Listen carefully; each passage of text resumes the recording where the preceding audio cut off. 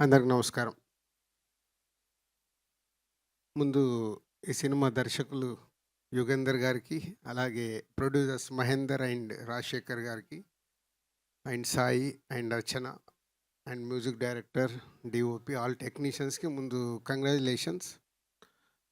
క్రిస్మస్కు 5 సినిమాలు రిలీజ్ అయితే 5 సినిమాల్లో సక్సెస్గా నిలబడడం అంత ఈజీ కాదు. సో అలా సక్సెస్గా నిలబడినందుకు ముందు ఓల్డ్ టీమ్కి, నేను last 1 week actual out of town పోతే అన్ని సినిమాలు ఫాలో చేస్తూ ఉన్నాను, ఏది ఎలా ఉంది అని.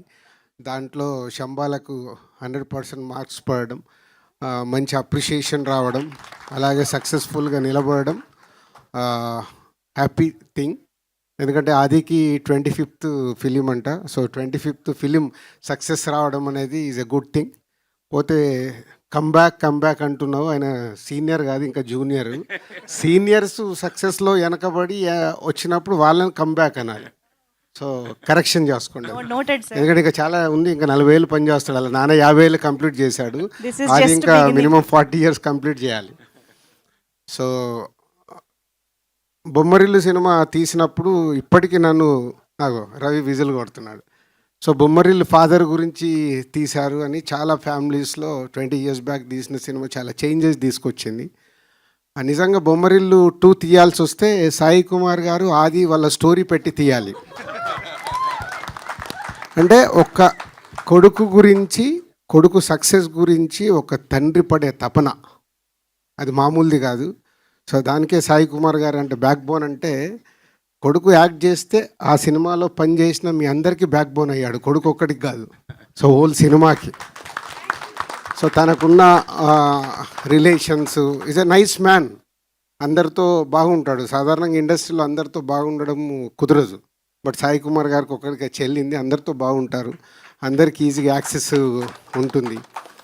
సో అలాగే నాకు మార్నింగ్ చూస్తే బ్రేక్ఫాస్ట్ చేస్తున్న టింగ్ అని మెసేజ్ వచ్చింది.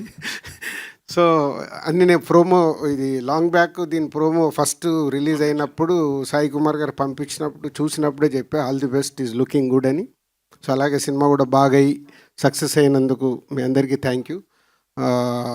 సో నాట్ ఈజీ, ఈ రోజుల్లో ఒక సినిమాని ప్రేక్షకులని సాటిస్ఫై చేయడం అంత ఈజీ పని కాదు. దాంట్లో సక్సెస్ అవ్వడం అంటే ఈజ్ ఎ గ్రేట్ థింగ్.